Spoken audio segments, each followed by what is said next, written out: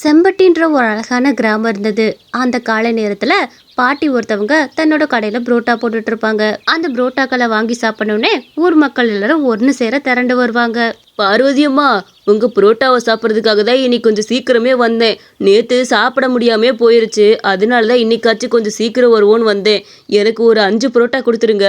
அப்புறம் இது என்னோட நண்பன் தான். உங்க புரோட்டா கடையை பத்தி சொல்லவும் இவனுக்கு ரொம்ப ஆசை வந்துருச்சு போல, அதனால தான் என் கூட வரேன்னு ரொம்ப அடம் பிடிச்சான். அவனுக்கு தனி பில்லு, எனக்கு தனி பில்லு தான். அவன் சாப்பிட்டதுக்கு நான் கொடுக்க மாட்டேன் பார்த்துக்கோங்க. அட, ஃப்ரெண்டுன்னு சொல்லிவிட்டு அவனுக்கு பில்லு கொடுக்க மாட்டேன்னு சொல்றியாக்கும். சரி சரி, என்னமோ ஒன்று, நல்லா உட்காந்து சாப்பிட்டு போனால் சரி.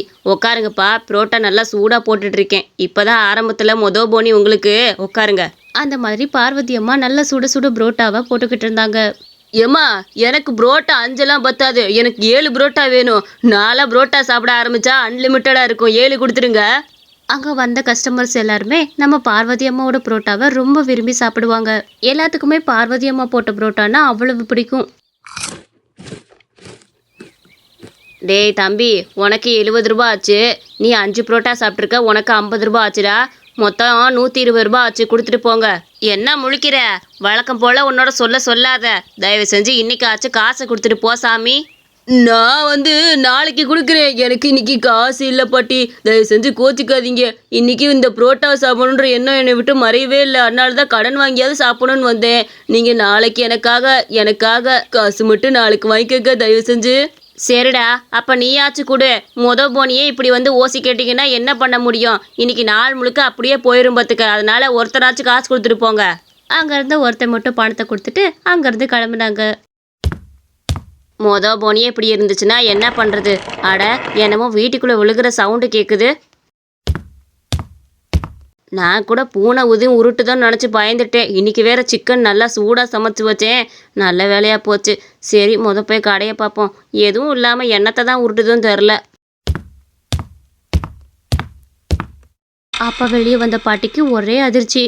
அங்கே இருந்த புரோட்டாக்கள் எதையுமே காணோம். அட, தட்டு நிறையா ஒரு 5 புரோட்டா 6 புரோட்டா பார்க்கட்டு சுட்டு வச்சுட்டு போனேன். ஒரு புரோட்டா கூட காணாமே.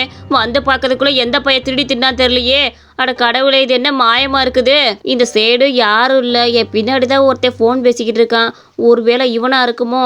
யாருமே இல்லை. இங்கே ஒரு ஆள் இவன் மட்டும் தான் நிற்கிறான். கண்டிப்பாக இவன் தான் நம்ம புரோட்டாவை எடுத்து சாப்பிட்டு இருந்திருக்கானோ. ஏண்டா, பார்க்க நல்லா டீசெண்டாக இருக்கிற, இப்படி திருடி திங்கிற, உனக்கு வெக்கமா இல்லையா? ஏண்டா ஃபோன் பேசுகிறவனே, உன்னை தாண்டா கூப்பிட்டுக்கிட்டு இருக்கேன். காதை எங்கிட்ட தூக்கி போட்டு வந்துட்டியா? இங்கே கொஞ்சம் பாரு. என்னம்மா, என்னைய தானே நீ ஏதோ சொல்லிக்கிட்டு இருந்த? என்ன சொல்லிக்கிட்டு இருந்த? ஏன்டா இப்படி திருடி பொழைக்கிறதுக்கு வேற ஏதாவது பொழப்ப போய் பார்க்க வேண்டியதானே? நானே கஷ்டப்பட்டு சம்பாரிச்சிட்டு இருக்கேன் வயசான காலத்துலையும். அதுலேயும் என் புரோட்டாவை திருடி திங்கிற, உனக்கு வெக்கமா இல்லை? வேணும்னா ஓசியில் 2 புரோட்டா கேட்டு கூட வாங்கி சாப்பிட வேண்டியதானே? ஆள் உள்ளே போனதுமே 5 புரோட்டாவை எப்படி ஒரு வாயில் எடுத்து அமுக்குன? அவ்வளோ பெரிய வாயா உனக்கு? சை, இந்த பொழப்புக்கெல்லாம் சி, முதங்கிட்டு கிளம்பே. இதோ பாரு, நான் ஒரு ஹோட்டலோட ஓனர். உன் கடையில் எதுக்கு புரோட்டா திருடி தின்ன போறேன்? எனக்கு என்ன நேரமா? இங்க இருக்க புரோட்டாக்கு பக்கத்துல நான் நின்னேன்னா நான் தான் எடுத்து தின்னு அத்தம்மா. நான் எடுத்து தின்னது நீ உன் கண்ணார பாத்தியா? சொல்லிக்கிட்டு இருக்கிற. நான் ஒரு ஹோட்டலோட ஓனர். இந்த புரோட்டா திங்கணும்னு எனக்கு அவசியம் கிடையாது, சரியா? இதை விட பல டிஷ்ஷெல்லாம் நான் சாப்பிட்ருக்கேன். போமத. அப்படியா? அட, நீ பக்கத்தில் நிற்கவும் நீ தான் எடுத்து சாப்பிட்டேன்னு நினச்சி அப்படி சொல்லிவிட்டேன்ப்பா. மன்னிச்சிரு கொஞ்சம். யாரும் தெரில, நான் சுட்டு வச்ச புரோட்டாவை திருடி தின்னுட்டு போயிட்டாங்க. நீ பக்கத்தில் நிற்கவும் உன் மேலே சந்தேகம் வந்துருச்சுப்பா. சரி, நான் சொன்னதுக்கு மன்னிச்சிரு. நீ போய் வேலையை பாருப்போ. யாராக இருந்தாலுமே ஆள் பார்த்து பேசுங்கம்மா. அதை விட்டுட்டு இப்படி கண்ட மேனிக்கா பேசுனா என்ன அர்த்தம்? அப்போ ஒரு நேரம் போல் ஒரு நேரம் இருக்காது. யாருக்கா இருந்தாலும் கோவம் வரதானே செய்யும். இனிமேலாச்சும் ஏதாவது உண்மை தெரிஞ்சுட்டு அதுக்கப்புறம் பேசுங்க. அதை விட்டுட்டு எடுத்தோன்னு கவுத்தோன்னு எதையும் ஆரம்பிக்காதீங்க, புரியுதா? அவன் தெரிலையே என் புரோட்டாவை எடுத்து தின்னது. இந்த பயலும் இல்லைங்கிறாச்சே. பார்வதி அம்மா, ஒரு 10 புரோட்டா பேக் பண்ணி கொடுங்க. சீக்கிரம் பேக்கில் வச்சுட்டு நான் என் ஆஃபீஸ் கிளம்பின பார்த்துக்கோங்க. ஆஃபீஸ்க்கெல்லாம் கொண்டு போய் கொடுக்க ஆரம்பிச்சிட்டியாக்கும். பொறு கட்டி கொடுக்குறேன். நைட் ஆனதுமே பார்வதி அம்மா வழக்கம் போல் புரோட்டாக்கள்லாம் போட்டு வச்சுக்கிட்டு இருந்தாங்க. இனிமேல் கடையை விட்டு வெளியே போகவே கூடாதுன்னு நினச்சிட்டு இருந்தாங்க. பார்வதியம்மா, ஒரு விஷயம் சொல்லணும்னு வந்தேன். உங்களோட தோட்டத்தில் எவனா மண்ணெண்ணெய் ஊற்றி எரிச்சு விட்ருக்குறான். தோட்டம் முழுக்க 10 எரிஞ்சிட்டு இருக்குது. முதல்ல நீங்கள் அங்கே போய் பாருங்க. ஏதாவது பண்ணி அதை அணைச்சுடுங்கம்மா. இல்லைன்னா உங்கள் தோட்டம் முழுக்க நாஸ்தி ஆயிரும். போங்க முதங்கிறது. அட கடவுளே, நானே கஷ்டப்பட்டு சம்பாரிச்சுக்கிட்டு இருக்கேன், இப்படியே தோட்டத்தை எவன் எரிச்சதுன்னு தெரியல.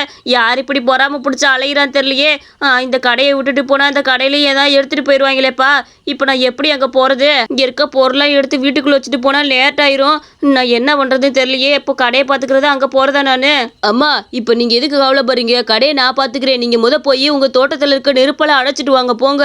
அப்புறம் மொத்த காடு எரிஞ்சிச்சுன்னா ஒன்றுமே பண்ண முடியாது. ஒரு புல்லு கூட முளைக்காதங்க.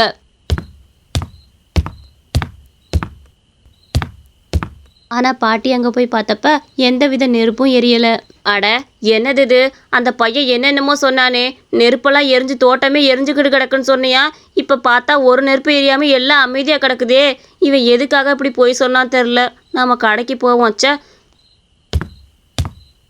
அட கடவுளே, இங்கே நின்றுட்டு இருந்தவனையும் காணா, என் பரோட்டாவையும் காணா. ஒருவேளை அவன் தான் என் பரோட்டாவை திருடி தின்னுட்டு இருப்பானோ? அவன் இந்த ஊர் மாதிரியும் தெரியல, எங்கிட்ட இருந்து வந்து தொலைச்சான்னு தெரியலையே. நாளைக்கு அவனை எப்படியாச்சும் பிடிக்கிறேன்.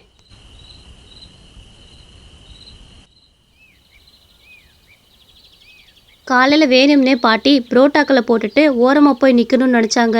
எப்படி இந்த புரோட்டாவை திருடுறதுக்காக நீ வருவேல, இன்னைக்கு உன்னை எப்படி கையும் காலமாக பிடிக்கிறேன்னு மட்டும் பாரு. முதல்ல அந்த புரோட்டாவை திருடினவே அவனான்னு பார்க்கணும். மற்றவனாக இருந்தால் என்ன பண்ணுறது? ஓரமாக நின்று பார்த்துட்டு வருவான். அந்த பாட்டி வீட்டுக்குள்ளே போகிற மாதிரி ஓரமாக நின்று இந்த புரோட்டா கடையை பார்த்துக்கிட்டு இருந்தாங்க. கொஞ்ச நேரம் வரைக்குமே அந்த கடை சைடு யாருமே வரல. அங்கே தான் ஒரு அதிர்ச்சி காத்திருந்தது. இந்த கிழவி இன்னைக்குன்னு பார்த்து கடையில இல்லை.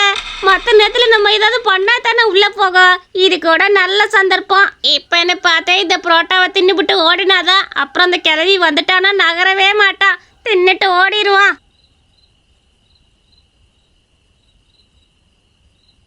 அட கடவுளே, இத்தனை நாள் வரைக்கும் மனுஷங்க தான் என் புரோட்டாவை திருடி திங்கிறாங்கன்னு நினச்சிட்டு இருந்தா, இப்போ தானே தெரியுது இந்த பேய் தான் வந்து என் புரோட்டாவை எடுத்து தின்னுருக்குன்னு. என்னைய திசை திருப்பி விட்டு தினமும் வந்து எடுத்து தின்னுட்டு இருந்திருக்க போல. ஐயையோ, இந்த பேயை நான் எப்படி விரட்டுறதுன்னு தெரியலையே. இந்த பேய்க்கு ஏதாவது ஒரு நல்ல ஐடியா வச்சு இதை கையுங்காலமாக பிடிக்கணும். எதுக்காக இது வந்து திருடு தின்னுதுன்னு கேட்டே ஆகணும். ஏதாவது பண்ணுவோம். ஒரு நல்ல யோசனை இருக்குது. ராத்திரி ஆனதுமே பாட்டி புரோட்டாவை போட்டு வச்சுட்டு தனியாக நின்றுட்டு இருந்தாங்க.